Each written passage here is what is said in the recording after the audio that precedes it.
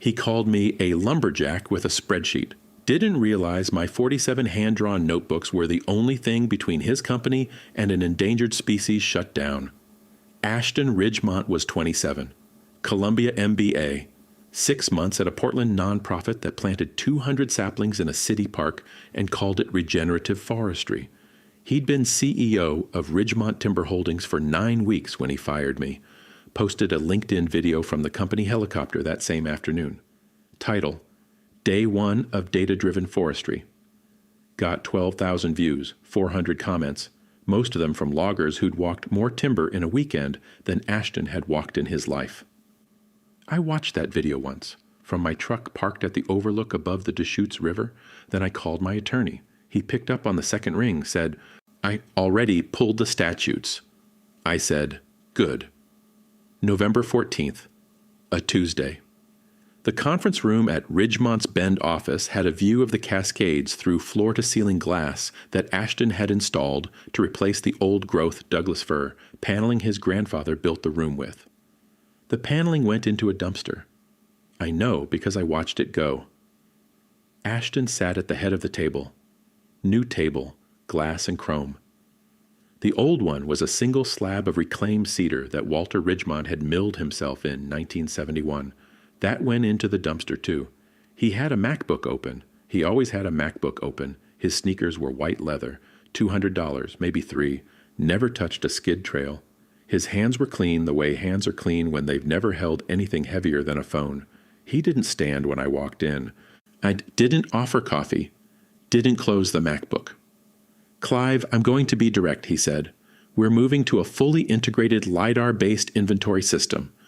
Your role as Director of Timber Operations is being eliminated effective today." I looked at the MacBook. I looked at the sneakers. I looked at the glass table where Walter's cedar slab used to be. "The institutional knowledge you carry is valuable," he said, "but it's analog. It's subjective. Frankly, it's a lumberjack playing with spreadsheets we can replace with LIDAR in 90 days. I let the room get quiet. The Cascade Peaks were sharp through the new glass. 15 inches of early snow on South Sister. The HVAC clicked off. You could hear the wall clock. "A lumberjack playing with spreadsheets," I said. Then I stood up, picked up my canvas bag, walked out. Ashton didn't follow, didn't call after me. He probably thought I was going home to update my resume, maybe file for unemployment. A 53-year-old forester with dirt under his nails and no LinkedIn profile. Where else would I go? He had no idea where I was going. I started at Ridgemont Timber Holdings in 1997, 26 years old. 2 years out of Oregon State with a forestry degree and a pair of cork boots I'd already resoled twice. Walter Ridgemont hired me in person, drove me out to the holdings in his truck, pointed at a ridgeline above the Mackenzie River and said, "That's 200 years of Douglas fir. Your job is to make sure it's still standing in 200 more." I took him at his word. Ridgemont managed 310,000 acres across Oregon and Washington. Harvest rotation, replanting schedules, soil chemistry, drainage patterns, wind throw risk, and the thing that made all of it work or made all of it illegal, endangered species buffer compliance. Northern spotted owl, marbled murrelet, Oregon spotted frog. Every unit of harvestable timber sat inside a web of federal and state biological constraints that changed with the season, the weather, the nesting cycle, and the individual animal population on each specific ridge. I'm going to tell you this part once, because it matters. Ridgemont's entire harvest operation ran under a habitat conservation plan filed with the Oregon Department of Forestry and the U.S. Fish and Wildlife Service. That AHCP was the legal document that allowed Ridgemont to log near endangered species habitat. Without it, every chainsaw on 310,000 acres goes silent. The HCP contained a key person clause. Section 4.7. It required that all buffer zone assessments be conducted and certified by a named forester with continuous field verification history. That named forester was me. Had been me since 2003. 20 years of annual recertification. 20 years of my signature on every buffer compliance report filed with the state, Without my signature, those reports couldn't be filed. Without those reports, the harvest permits couldn't be renewed. Without the permits, Ridgemont Timber Holdings was a billion-dollar company that couldn't cut a single tree. I knew this. My attorney knew this. Ashton Ridgemont did not. Now here's what I need you to understand about those 47 notebooks. Every software company in the Pacific Northwest pitched Ridgemont on digitizing our inventory. GIS platforms, satellite imagery, LIDAR mapping. I sat through 11 different vendor presentations between 2008 and 2021. Each one promised to replace my notebooks in 6 months. Each one failed, not because the technology was bad, because the variables I tracked couldn't be reduced to data fields, microclimate shifts on north-facing slopes that change soil moisture by ridge, owl nesting patterns that move 200 yards east in wet years, soil grade variations that meant a stand marked for harvest on one side of a drainage was 3 years from ready on the other side, and you couldn't see the difference from a satellite. You had to walk it. You had to smell the soil. You had to know that the stand above Brightonbush Creek flooded in March but drained by April unless the snowpack was above 40 inches. In which case, it didn't drain until May, and you'd lose your replanting window. That was in Notebook 23, page 41, laminated because I'd learned the hard way about rain. I kept those notebooks in the cab of my truck, 47 of them. Hand-drawn maps, color-coded rotation schedules, margin notes in pencil that reference cross-entries in other notebooks by page number, 26 years of walking the same ridge lines. The system existed in my handwriting and in my head, nowhere else. I'm telling you all of this because what happened next still makes something in my chest go quiet and satisfied. Stay with me. Ellen would have told me I was being dramatic. She always said that.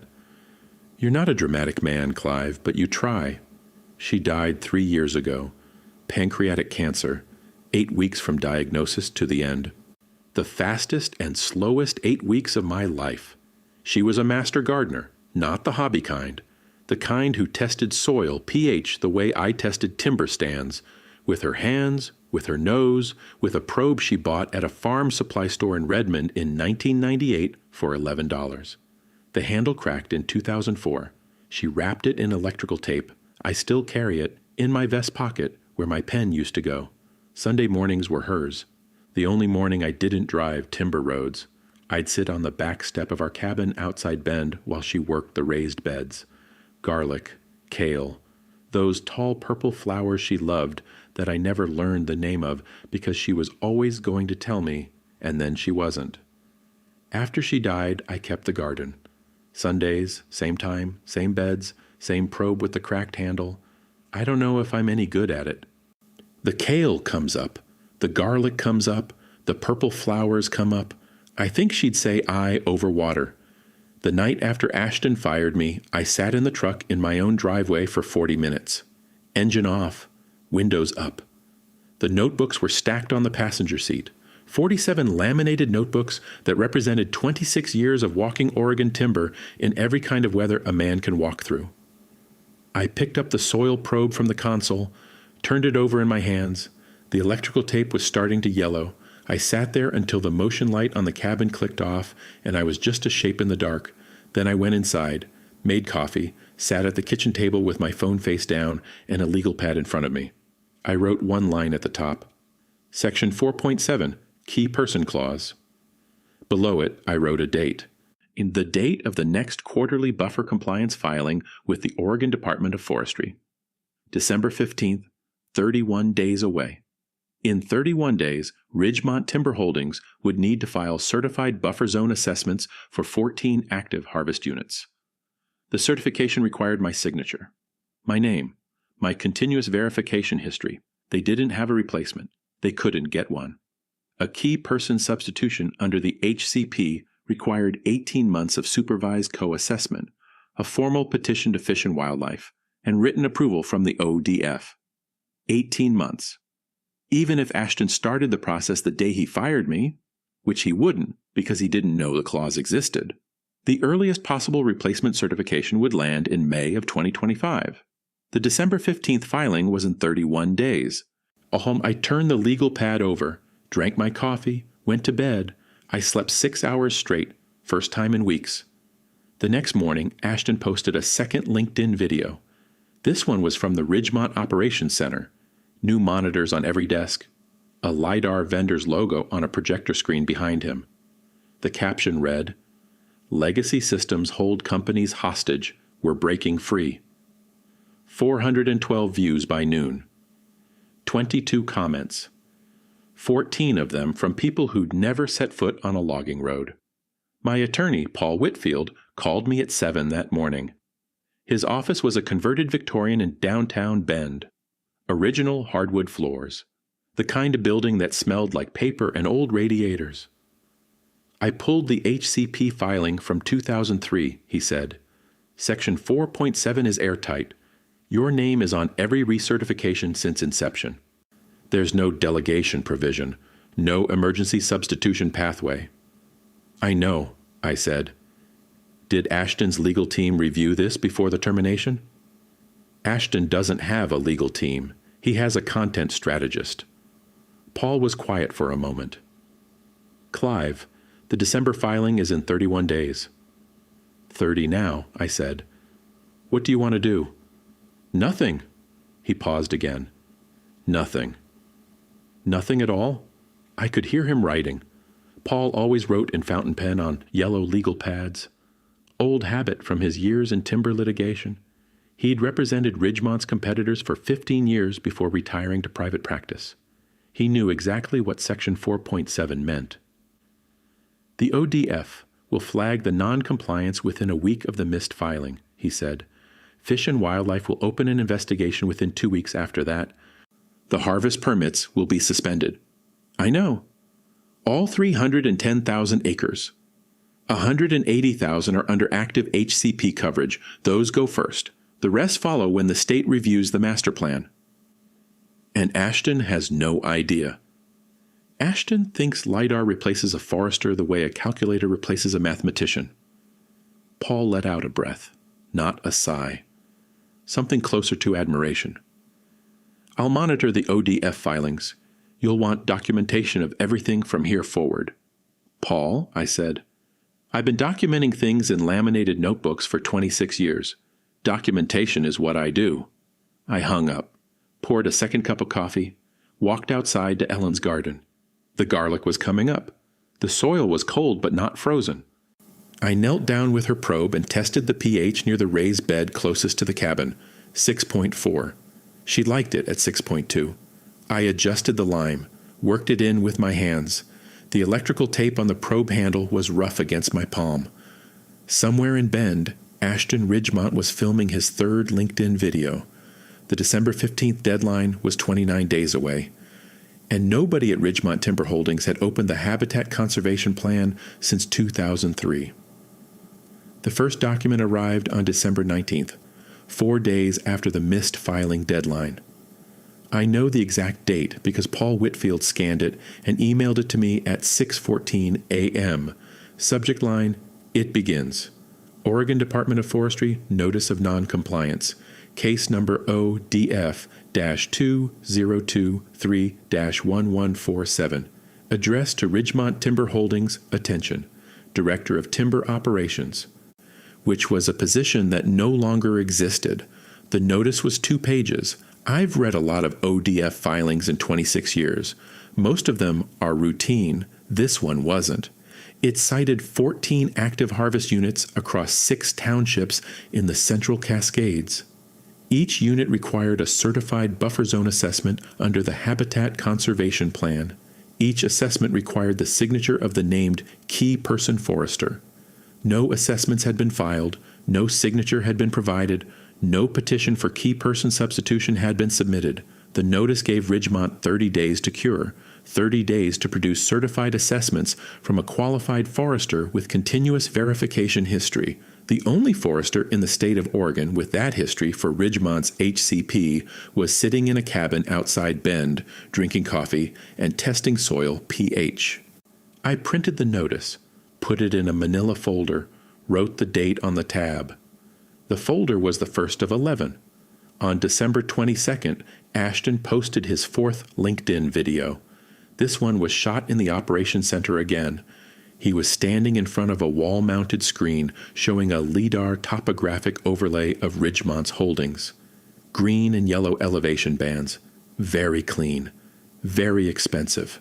Completely useless without buffer zone data that existed only in Notebook 31, pages 12 through 44. The caption read, "Real-time terrain intelligence. No more guesswork. No more notebooks." 608 views. 41 comments. I read the comments. Most were congratulatory. Digital transformation consultants, a few sustainability influencers, a woman who ran a co-working space in Lake Oswego. The 41st comment was from a man named Dennis Barrett, retired ODF compliance officer. 28 years in the field, his comment was 4 sentences long. This is LIDAR. It measures elevation. It does not measure owl nesting proximity, seasonal buffer requirements, or key person certification status. Good luck with your December filing. Nobody replied to Dennis. On January 3rd, the second document arrived. This one wasn't from the state. United States Fish and Wildlife Service, Portland Field Office, Letter of Inquiry regarding Potential Endangered Species Act. Violations on lands managed under Habitat Conservation, Plan OR-HCP-2 003-0041, addressed to the CEO of Ridgemont Timber Holdings. Paul read it to me over the phone. His voice was the same voice he used when reading case law. Flat. Precise. Each word weighed before it left his mouth. "They're requesting all buffer zone assessment records for the current fiscal year," he said. "All named forester certifications. All harvest unit rotation documentation." "Which is in my truck," I said. "Which is in your truck." "What's Ridgemont's response window?"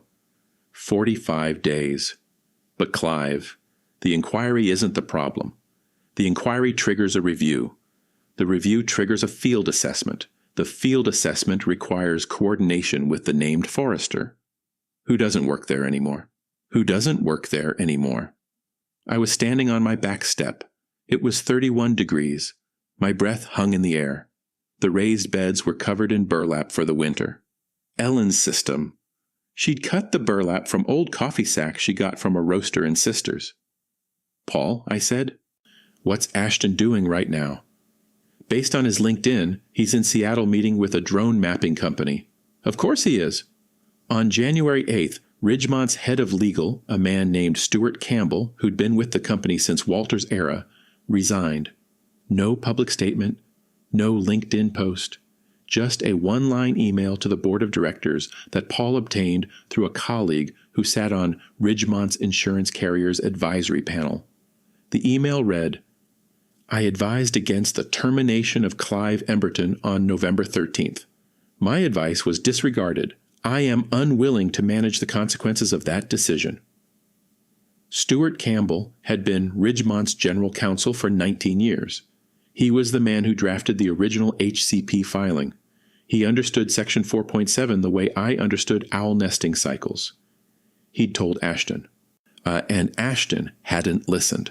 Now this is the part I've been waiting to tell you.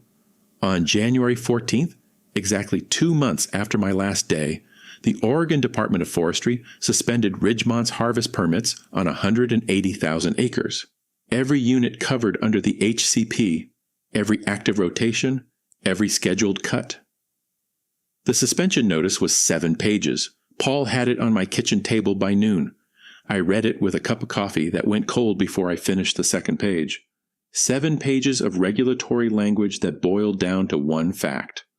Ridgemont Timber Holdings could not legally harvest a single board foot of lumber from the majority of its managed timberland, not until a qualified key person forester completed and certified new buffer zone assessments, which required 18 months of supervised co-assessment with a replacement candidate, which required a formal petition to Fish and Wildlife that hadn't been filed, which required the cooperation of the outgoing named forester.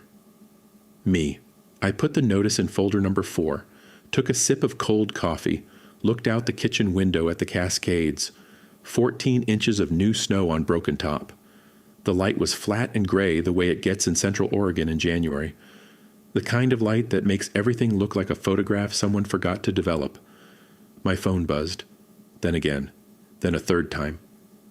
I turned it over. 3 missed calls from a Ben number I didn't recognize. 2 texts from Stuart Campbell's old assistant, a woman named Patricia Reed, who'd been with Ridgemont for 11 years. The first text, they just found out about the permits. The second text, Ashton is in the conference room screaming at the LIDAR vendor. I set the phone face down. That evening, I drove to the overlook above the Deschutes. Ellen and I used to come here on Sunday evenings when the light went gold on the canyon walls. She'd pack a thermos of coffee, not the stainless steel one I bought after she died, the old one, green enamel with a dent on the bottom from a camping trip in 2006 where I dropped it on a basalt shelf, and she said, "That thermos survived 20 years of marriage. Give it some respect." I sat in the truck with the windows cracked. The river was low and clear. You could see the rocks on the bottom. Somewhere downstream, a great blue heron was standing in the shallows, still as a fence post. My phone had 9 missed calls by then. I didn't look at who they were from. On January 19th, the first lumber contract lapsed. Pacific Northwest Building Supply, 40-year relationship, $112 million annually. Their procurement director sent a certified letter to Ridgemont's board, not to Ashton, to the board, stating that the harvest suspension constituted a material breach of the supply agreement. 30-day cure period, no extensions. On January 26th, the second contract lapsed. Columbia River Millworks, $89 million, same language, same 30-day cure, same letter addressed to the board. On February 2nd, the third, Cascade Pacific Lumber Cooperative, $139 million. This one didn't bother with a cure period. Their letter cited the Fish and Wildlife investigation as a reputational risk they were unwilling to carry. 3 contracts, $340 million. Gone in 2 weeks. Paul kept a spreadsheet. He wasn't a spreadsheet man by nature. He preferred yellow legal pads. But he said the numbers were getting too large for longhand. $340 million in lapsed contracts, he said on the phone. Stock is down 26% since the suspension. Analyst at Stifel downgraded them yesterday, cited unquantifiable regulatory exposure. What's Ashton saying? His last LinkedIn post was January 12th, a photo of a whiteboard with the words Innovation Pipeline written in blue marker. No post since. The whiteboard, I said, that's where Walter's photos used to hang. 22 years of team photos. Crew chiefs, planting crews, my face is in 16 of them. Was, Paul said, was. On February 8th, the Fish and Wildlife Service escalated its inquiry to a formal investigation under Section 7 of the Endangered Species Act. The letter was addressed to Ridgemont's Board of Directors, the Oregon Department of Forestry, and the U.S. Attorney's Office for the District of Oregon. The investigation referenced potential take violations for northern spotted owl habitat. Potential. That word carried the weight of a loaded freight train. A confirmed take violation could result in criminal penalties up to $50,000 per incident and up to a year in federal prison per responsible party. Paul read me the relevant paragraph twice, not because I didn't understand it, because he wanted me to hear it. Per responsible party, he said. I heard you. Ashton signed the operational directives that allowed the harvest scheduling to proceed without certified buffer assessments. I know. His signature is on the LIDAR contract that was used to justify your termination as Director of Timber Operations. I know that too. Ridgemont's stock was down 34%. The LIDAR vendor had filed a lien for unpaid invoices totaling $2.1 million. 3 board members had requested an emergency session, and the LinkedIn video, Day 1 of Data-Driven Forestry, was still live. 12,000 views, 400 comments. Dennis Barrett's comment had 47 likes, more than any other comment on the post. My phone buzzed on the kitchen table. I picked it up. 14 missed calls. The most recent was from a number I recognized, Walter Ridgemont's personal cell. I set the phone face down, poured another cup of coffee. walked outside to check the garlic. On February 14th, Valentine's Day, which Ellen would have found poetic, I received a call from a man named Graham Foster, CEO of Cascade Range Resources, Ridgemont's largest competitor, 420,000 acres across Oregon, Washington, and Northern California. Graham was 61, third-generation timberman, started falling trees at 16 in the Umpqua, built Cascade Range from a single mill in Roseburg into a company that moved 900 million board feet of timber a year. His hands looked like mine, scarred and calloused and permanently stained with pitch. "Clive," he said, "I'm not going to waste your time with pleasantries." "I'd appreciate that. I want you as chief forester, $4.2 million annually, $31 million in equity over 5 years, full authority over harvest planning, buffer compliance, and crew operations." I was standing in the garage. My woodworking bench was against the back wall. It had been there for 6 years. The last thing I'd carved was a cedar box for Ellen's ashes. After that, I covered the bench with a tarp and didn't touch it. "Graham," I said, "there's something you should know about what's happening at Ridgemont." "I know exactly what's happening at Ridgemont. That's why I'm calling." "Then you know about the harvest permits." "I know they're going to auction. ODF will revoke and reissue once the HCP is dissolved. The question is, who picks them up?" I looked at the tarp on the workbench. Sawdust still on the floor from 2020. Ellen's handwriting on a piece of masking tape stuck to the wall. "Clive, cedar scraps go in the bin, not on the floor." "I'll need to see the holdings first," I said, "on foot." Wouldn't have it any other way. On February 19th, Ridgemont's stock closed at $11.40, down 41% from November. The Fish and Wildlife investigation had been reported by the Oregonian, the Bend Bulletin, and 3 National Forestry trade publications. The headline in Timber Industry Monthly read, "Ridgemont's LIDAR Gamble, How a Key Person Clause Brought a Billion-Dollar Company to Its Knees." The article quoted an unnamed former board member. "Nobody reviewed the Habitat Conservation Plan before terminating the only person whose name was on it." It quoted Dennis Barrett, the retired ODF compliance officer who'd left the LinkedIn comment, at length. He said, "A key person clause isn't a formality. It's a legal acknowledgement that some knowledge can't be transferred by email. Some knowledge takes 20 years to build. You can't fire that and replace it with a drone." And it quoted Ashton Ridgemont, one line, from a prepared statement his communications consultant had drafted. Ridgemont Timber Holdings remains committed to innovation and sustainable forestry practices. No mention of the suspended permits. No mention of the $340 million in lapsed contracts. No mention of the federal investigation. No mention of my name. On February 22nd, Ashton's prepared statement became the second most shared quote in Timber Industry Monthly's history.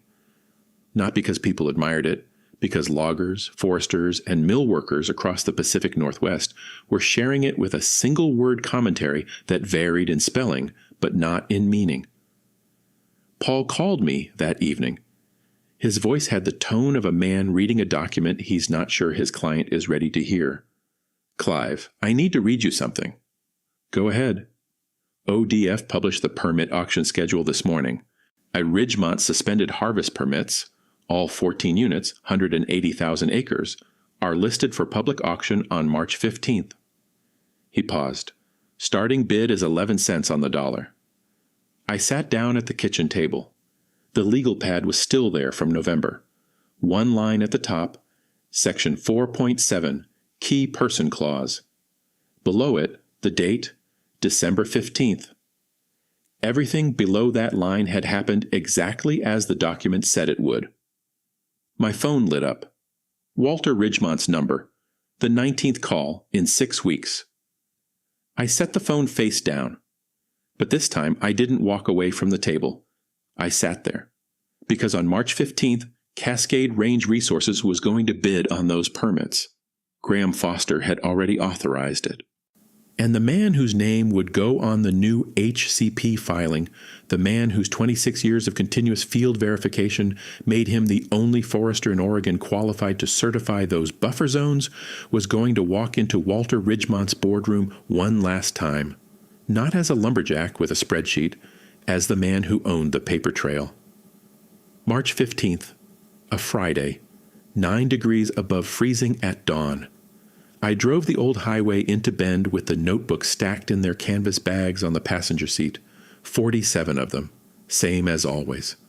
The ODF permit auction was held at the Deschutes County Administrative Building, a room with fluorescent lights and folding tables and a court reporter in the corner, not the kind of room where billion-dollar companies expect to lose their land, but land doesn't care about the room.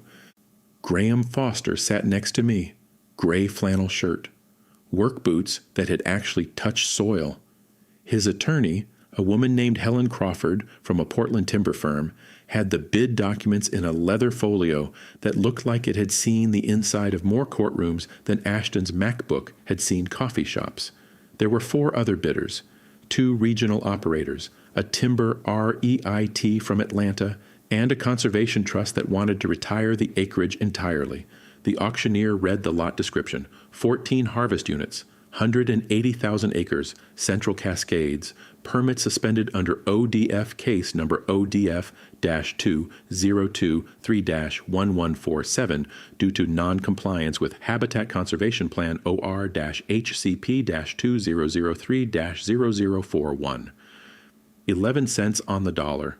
The opening bid sat in the room like a stone dropped in a well. 180,000 acres of prime Pacific Northwest timberland, old-growth Douglas fir, western red cedar, second-growth stands in rotation that I'd personally mapped over 26 years, valued at approximately $94 per acre in a normal market, selling at a fraction because nobody could certify the buffer zones, nobody except one person. Graham bid first, 11 cents on the dollar. The rate from Atlanta bid 12. Graham went to 13. The Conservation Trust went to 14. Graham looked at me. I nodded. 15 cents on the dollar. The room went quiet. The rate from Atlanta closed their folder. The Conservation Trust whispered among themselves and shook their heads. The 2 regional operators had never bid at all. 15 cents on the dollar. Final. Helen Crawford signed the acquisition documents. Graham countersigned. And then I signed, not as a bidder, but as the named forester who would file the new HCP within 90 days, transferring buffer zone certification authority from a company that no longer employed me to a company that had just hired me as chief forester. 26 years of field verification, 47 notebooks, 1 signature. The court reporter's keyboard was the only sound in the room for 11 seconds. The board meeting happened 4 days later, March 19th. I know because Paul was there, not as a participant, as an observer, a Stuart Campbell's replacement, a young attorney named Kyle Morrison, who'd been general counsel for all of 6 weeks, had invited Paul as outside counsel to provide context on the regulatory timeline. What Kyle Morrison actually needed was someone in the room who understood what had happened and could explain it to the board without crying. Paul told me about it that evening. He sat in my kitchen with a cup of coffee and his yellow legal pad and described the scene the way he described everything. Precisely. The boardroom still had the glass table and the floor-to-ceiling windows. The Douglas fir paneling was still gone. The team photos were still gone. The whiteboard with Innovation Pipeline written in blue marker was still on the wall, 7 board members present. 3 had already submitted resignation letters, effective at the close of the meeting. Walter Ridgemont sat at the far end of the table, 81 years old. Hands that had milled the cedar slab Ashton threw in a dumpster. He didn't speak for the first 40 minutes. Kyle Morrison presented the damage assessment. Paul said he read from a tablet. His hands were steady. His voice was not. 14 harvest units lost at auction. 180,000 acres. Acquired by Cascade Range Resources at 15 cents on the dollar. 3 lumber supply contracts lapsed. $340 million in annual revenue. Gone. Fish and Wildlife investigation ongoing. Potential criminal referral to the U.S. Attorney's Office for Endangered Species Act, take violations. Stock down 41%. Or market capitalization reduced by $780 million in 4 months. LIDAR vendor lien of $2.1 million outstanding. Insurance carrier reviewing coverage exclusions for regulatory negligence. Kyle Morrison set the tablet on the glass table. The sound it made was small and final. Then Walter spoke. Paul said the old man didn't raise his voice, didn't stand, didn't gesture. He looked at his grandson the way a man looks at a fallen tree he planted himself. I built this company in 1971, Walter said. I milled the first board with my own hands. I hired Clive Emberton when he was 26 years old because he walked a ridgeline with me and told me the soil on the north face wouldn't hold replanting until the drainage pattern shifted. He was right. He was right for 26 years. Walter paused. You fired him because he used notebooks. Ashton opened his mouth. Walter held up one hand. You didn't read the HCP. You didn't consult Stewart. You didn't ask a single person in this company what that man's signature meant to our permits, our land, and our legal right to operate. You posted a video from my helicopter calling it Day 1. It was Day 1 of the end. 3 directors placed their resignation letters on the glass table, one after another. Walter looked at each one, nodded, then he turned back to Ashton. Your title is no longer Chief Executive Officer. You will remain on the board as Vice President of Strategic Vision. You will have no operational authority, no signatory power, no direct reports. Ashton said, Grandfather. The name is a courtesy, Walter said. The role is not. The meeting adjourned at 4:17 p.m. 3 directors gone. Ashton Ridgemont stripped of everything except a title designed to look like something from the outside and feel like nothing from the inside. Paul finished his coffee, closed his legal pad. There's one more thing, he said. Walter asked me to give you a message. What message? He said, tell Clive I should have called him first, before the boy, before any of it. I should have called him first. I looked at the soil probe on the kitchen counter. The electrical tape was still yellowing. Ellen bought it in 1998 for $11. He's 26 years too late for that, I said. Paul nodded. He didn't say anything else. He didn't need to. The months that followed moved at the speed of a document trail closing. April.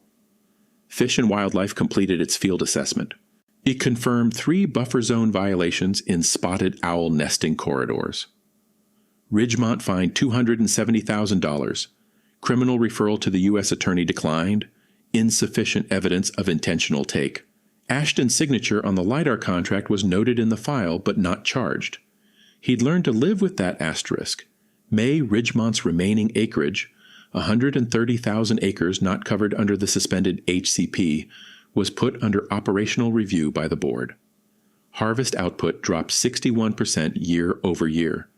2 regional sawmills that depended on Ridgemont supply filed for Chapter 11 protection. June. The Oregonian ran a follow-up. The headline, Data-Driven Forestry, Inside Ridgemont Timber's $780 million collapse. The article included a screenshot of Ashton's LinkedIn video, still live, but he's still accumulating comments. Dennis Barrett's comment now had 112 likes. Below it, a logger from Klamath Falls had written, LIDAR can measure a tree. It can't tell you why that tree matters. Ashton's LinkedIn had gone silent. No new posts since January 12th. His profile still listed him as VP of Strategic Vision. His prepared statement, Ridgemont Timber Holdings remains committed to innovation and sustainable forestry practices, was still circulating in industry forums, usually posted without comment. The absence of comment was the commentary. I started at Cascade Range Resources on March 25th. My office was in a single-story building in Roseburg that smelled like fresh-cut fir and old coffee. My desk was a repurposed drafting table Graham had found in a salvage yard. On the first day, I set 47 laminated notebooks on the shelf above it and started mapping Cascade Range's 420,000 acres into a new set. Same system. Same handwriting, same color-coded rotation schedules, different company, different man than the one who'd sat in his driveway in the dark 4 months earlier. The equity stake, $31 million over 5 years, was real. The authority was real. The respect was real. Graham Foster never once asked me why I didn't digitize. He'd walked timber his whole life. He already knew the answer. The first Sunday after I started, I drove out to the cabin at 5 in the morning, tended Ellen's garden. The garlic was up. The kale was up. The purple flowers were starting to push through the mulch. I tested the soil with her probe. 6.3, getting closer. Then I drove to the overlook above the Deschutes, parked in the same spot Ellen and I used to park on Sunday evenings when the canyon light went gold.